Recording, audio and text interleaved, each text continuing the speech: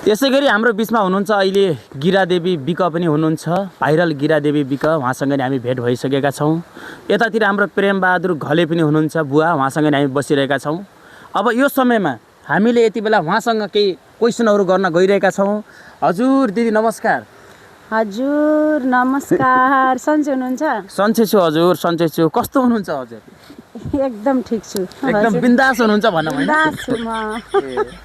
अनि हाम्रो प्रेमबहादुर घले बुवा पनि किन उतातिर फर्केर हाँसिरहनु लाग्यो?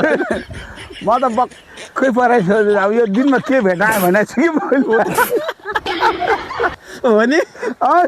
किन उतातिर घले त्यसै ढले उन लागिहालेको छु म त हेर्नु। यतातिर फर्किनुहोस् कि बुवा, उतातिर नहेर्नुहोस्। किन त्यता फर्के ढल्ला र? त्यही त आउँदैन नि। त्यता फर्केर फेरि भन्लान् कोहीले फेरि जाने यो मेरा बाई यसको त बसिहाल्ला त गरेर केही माया जाल भन्लान् के। त्यो पनि डर छ फेरि। त्यो पनि डर छ गरेर हेर्नुहोस्। यतिखेर न हिँडिसक्नु न छोडिसक्नु होला र गाँठे। अरे न हिँडालिसक्नु न छोड्सक्नु।